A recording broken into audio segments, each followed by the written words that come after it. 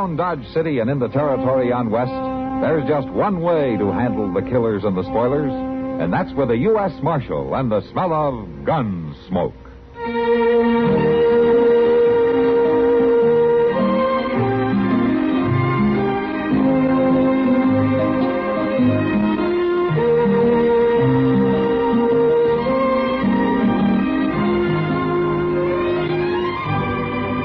Gunsmoke, starring William Conrad, the story of the violence that moved west with young America, and the story of a man who moved with it.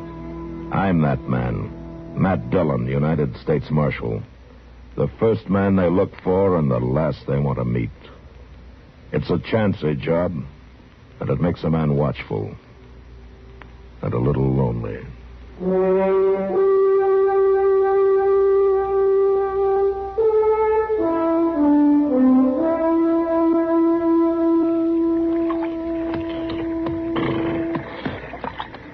Figured a pound of them horses, Luke? Well, they're dry, Milt. Don't get them a wash. You'll be needing to move lively. Yeah. Hey, Milt, you sure about this job? What's the matter? You scared? Hey, you know better than to ask me that. Just holding up a bank right in the middle of the day. I told you, Lute, I know Dodge City. It's asleep on its feet when the sun gets high. Folks don't even rouse enough to swat flies. Come on, boss. Well, it's your game. So don't you worry. All we do is hang around like we was just trying to stay out of the sun till we wander into the bank about 3 o'clock. There won't be no trouble. You must be awful sure about the law there. We'll be out of town before that big marshal can wake up and get there. Well, I hope... That noise. Something in the bush down there. It's some animal, Lou. You got nerves like a woman. I'm going to look.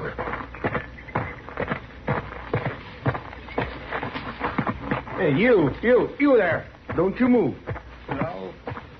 All right. Who you got, Luke? Somebody sneaking through the brush. What are you doing here, mister? I just been fishing's all. Chester. Oh, Milt. You been here long? Oh, dang, I don't really know. I fell asleep. A body gets mighty drowsy fishing in the sun. Look to me, you've got mighty big ears. You hear us talking, Chester? I told you I've been to sleep. He's lying, Milt. He couldn't help hearing. He's been right under our feet the whole time. Mm-hmm. Lute, put down the gun. Well, we let him go. We ain't got us a Chinaman's chance. We kill him, the whole of Ford County will be out looking for him. He works for Marshal Dillon, Lute. Oh. Well, then, tie him up. Leave him here. Somebody find him sometime, maybe. Lute, it's the same thing. If he don't get back, the marshal will start looking. He might start looking just the wrong time. You can just bet he'll start looking. I'm supposed to be back there at the office at noon, and Mr. Dillon ain't want to just sit around Well, I and still wait. say our best bet is just to kill him. Now, wait a minute. And then maybe we can use him. You're a pretty good friend of the marshal, ain't you? Mr. Dillon's my best friend, and I'm proud of it. Why? You see a lot of the folks he sees, don't you? Like the doc, for instance. That woman, the one at the Long Branch. Well, I see Doc and Miss Kitty. Of course I do. What are you getting at anyway? Well, it just seems to me like maybe you wouldn't want to see nothing happen to them. Through any fault of yours, that is. Just a minute here. You wouldn't want somebody to take a shot at one of them while they was walking down the street, would you? Why, no. Of course, I wouldn't want to do it if I didn't have to. But you're the one who's going to make me decide if I have to. Now, you listen, Milt. I ain't going to have nothing to do with shooting Doc or Miss Kitty. Then you better do what I say. What you better see that the marshal's out of town this afternoon at 3 o'clock. A good long way out of town. Well, I can't do that. You'll do it. You'll do it, or you'll have one or two dead friends. And I don't ever talk idle. Not about shooting, he don't. So it wouldn't be healthy for the marshal's friends if you was to tell them what you heard out here, you understand? Yes, sir. Reckon I do. All right. Go on now. Get your horse and head back to town. And you and the marshal had better be a long way off at 3 o'clock. You ain't no good, Bill Cole. You ain't no good at all. Then just you remember that. Now get.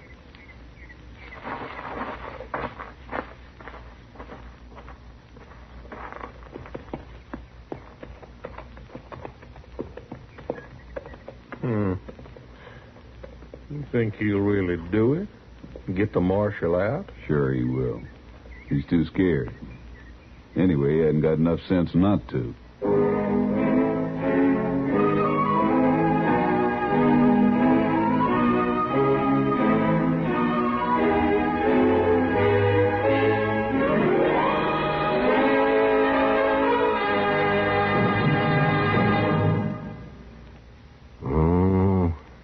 Heap of things in this world could make trouble. But the meanest and orneriest of them all, to my way of thinking, is cancer. Now, that's why the U.S. Post Office put out a special stamp for the crusade against cancer. I've got it here. I'll find it. Yes, here. Now, this 1965 5-center reminds us that getting an early medical checkup can help bring cancer under control. Every year, some 2 million people in the world die from it.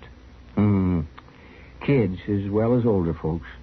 And every year, about 2 million good men and women here in the United States get together to raise money to help the American Cancer Society find ways to fight it. Oh, that society's doing a great job. But it's almost all volunteers. It pays for public health education, professional education and training, patient and community services, and most of all, for research.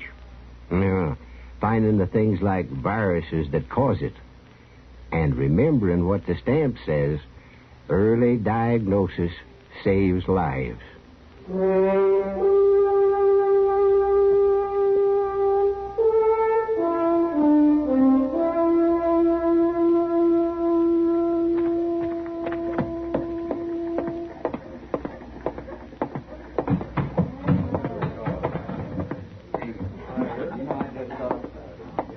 Sam? Sam, I gotta find this kitty quick. Well, she's right over there, Chester, over that table. Oh, thank you.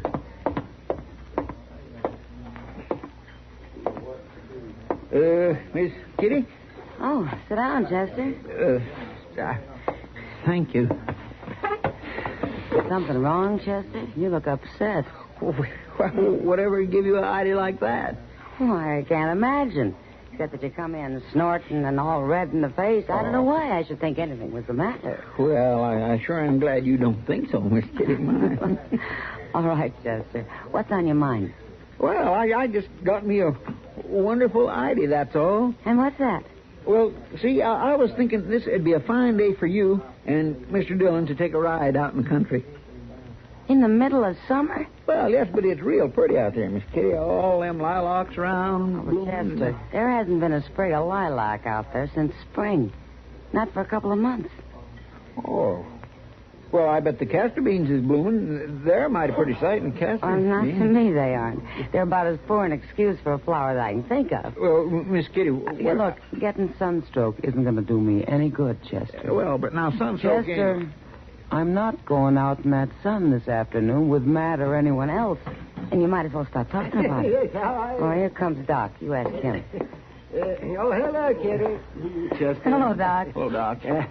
Well, what are you two doing to pass the time of day? Why, Chester's trying to talk me into going out riding with Matt this afternoon. Oh, all right. A pretty hot day for traipsing around the country, Chester. I just thought it might maybe do him some good to get away from town for a little bit. You were just acting silly about it, Chester. Well, maybe I got a good reason for it. There's no good reason for sending folks out into the prairie sun. Yes. Well, if you're as smart as you think you are, you'd go along, too. Oh, for heaven's sake. Don't worry, Kitty. I'll take Chester off your head. Come on, Chester. Come on, let's have a bite of food. It's getting toward noon. Well, maybe you'll feel better after you have something to eat, Chester. Miss Kitty, food ain't got Come nothing to... on, Chester. Goodbye, Kitty. Goodbye, Doc. Some other time, Chester. Another time ain't the same thing. Well, I sure did try. Yes, it seems to me you tried too hard. Well, Doc, I thought you folks were supposed to be my friends. You ain't got no call to act so smart alecky and stubborn. Well, it sounds like you got a touch of the sun yourself. Where have you been this morning, anyway? Fishing. Fishing? I always thought that was supposed to calm a man down. What happened to you? Nothing. Hey, Doc. Doc, have you got somebody real sick out in the country? You driving out there this afternoon, maybe? Well, not that I know. Well, no, but it could happen. It seems some of the biggest belly aches come on the hottest days. Sure, they do not. Now, I expect that can be mighty worrying, can it? Well, what do you mean? All that driving by yourself. It seems a body should have some company. Oh, Chester, if you think I'm going to go back there and try to get Miss Kitty to go driving with me this afternoon, you're... No, Doc. No, you told me yourself it wouldn't be good for Miss Kitty. I ain't thinking about a thing like that. All right, then. I was thinking it might do Mr. Dillon some good to get off with you this afternoon. Oh, now, Chester... Well, he could even help you, like lifting a sick person up or holding him down. Oh, Chester, you stop this nonsense right now. Just what is it that you've got on your mind? Nothing. You've got some reason for wanting Matt out of town. Now, is that it? No, Doc, no, it ain't nothing like that. All right. Let's hear no more about it. Well, come on in here. Come on, let's get some food. Yeah, no, I ain't got no time to eat, Doc. I'll see you later. Wait, where are you going? Chess? Oh, my, that boy. What in the world's the matter with him?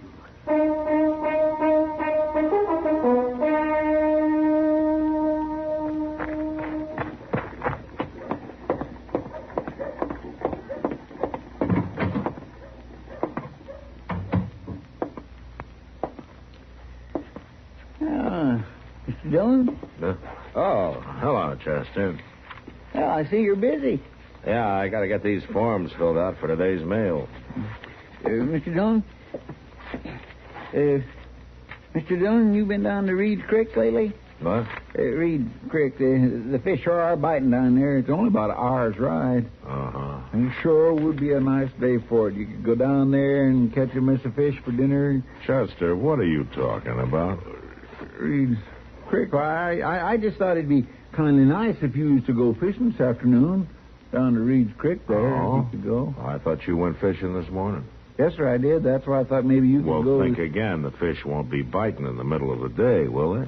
Oh, now, you can't be sure, Mr. Dillon. I knew a fellow one time... Then why don't you get him to go fishing, huh? Yes, sir, Mr. Dillon.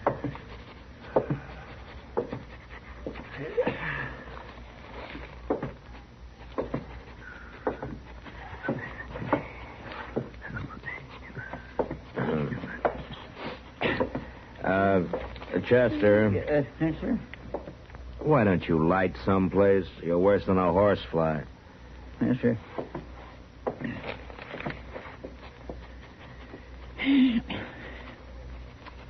I hear they're bringing in some new stallions out to Lem Bridges' place there. New stallions out there. Mighty fine piece of horseflesh, they tell me.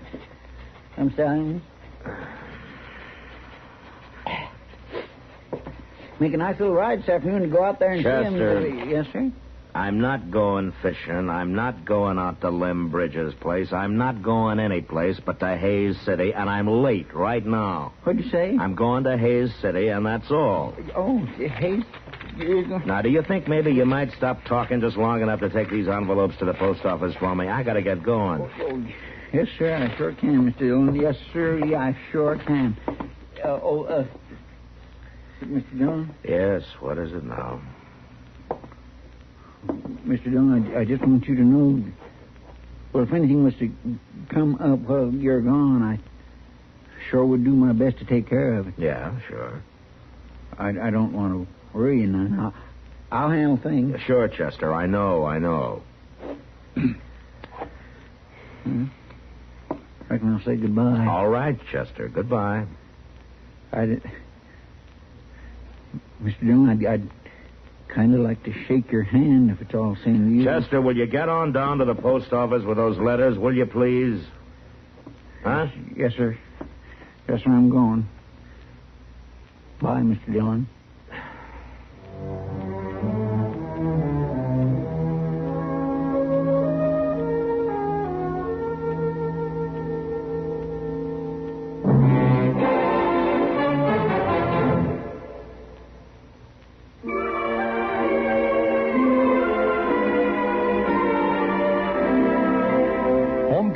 America have a lot in common, and yet they're each one of a kind.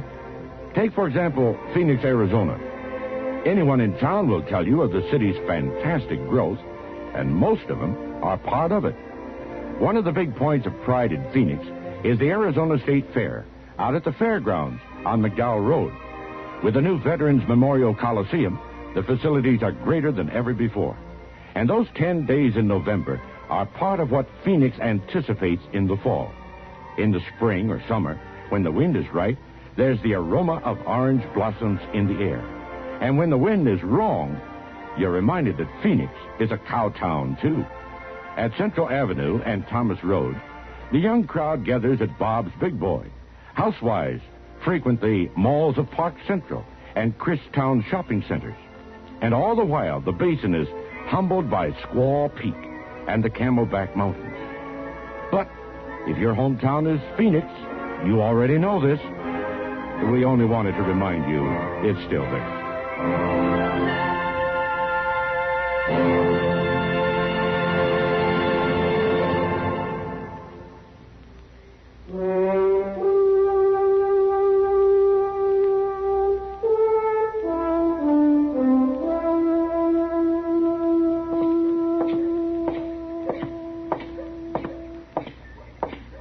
Hello, Mac. Huh? Say, Mac, can I see you for a minute? Oh, sure, Doc. Yeah, walk along with me to the stable. I'm on my way to Hayes City. Yes, that's what I wanted to see you about. Did Chester talk you into going there? Talk me? No, Doc. I got government business down there. Why? Well, he's been working at getting you out of town all day. Oh? He just had his mind set that you'd get out of town. Well, why? Well, I don't know, but he was at Kitty about it before noon. He wanted her to get you to go for a ride in the country. I bet she fixed that in a hurry. She sure did. A summer afternoon's ride somehow didn't seem to appeal to her. And then Chester started to work on me. On you? Yes, he thought it'd be nice if you'd spend the afternoon riding around with me in my buggy.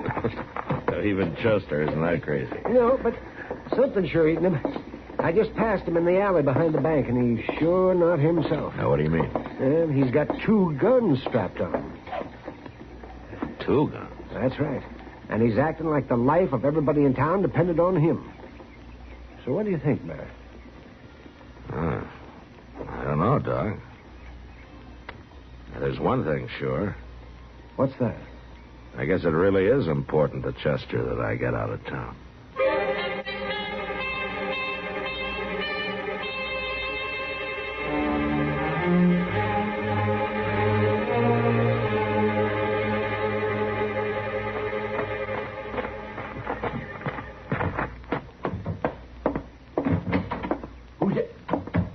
Well, for land's sake, Chester, you could scare a fella half to death sneaking into this bank through the back way like that. I got a reason.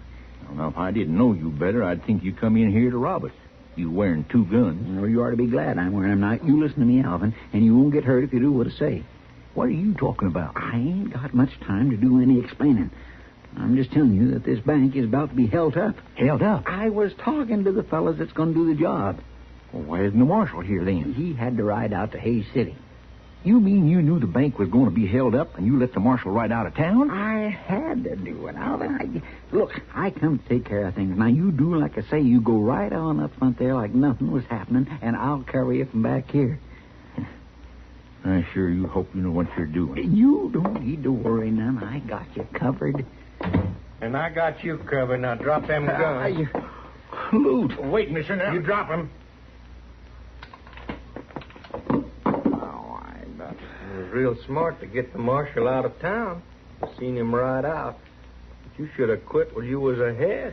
Oh, I should have had more sense. I should have told him. The milk's out front waiting. You just stand easy till he gets in here, you hear? Because I got this gun right spang in your back. I tried to be so blame smart. Doggone it, I should have known. That's out front. Milt? Get the floor, Chester. Mr. Dillon!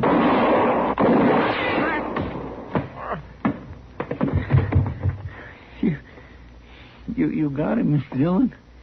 Yeah. Only 'cause you jolted his gun hand. Where'd he get you, Chester? In the leg here. Huh? right there. It ain't nothing. What about the other one? Milt? Well, he's dead. I caught him on his way in. Mr. Dillon, if I was you, I'd just send me packing. Oh? Yes, sir, I sure would. Oh, it ain't as though I didn't mean well and wasn't trying to work things right, like getting you out of town because they said they'd shoot Doc or Miss Kitty if you was here. Oh, so that's it. Well, I figured you had a reason. Well, yeah, but I just ain't a thinker, Mr. Dillon. Now look what happens when you... But you ain't out of town, are you? How come you ain't? Well, I heard that you were marching around wearing 2 guns. You did? Yeah, so I figured I'd better stick around if I didn't want you to take over my job. Oh, Mr. Dillon, You just rest easy now. I'll go get Doc.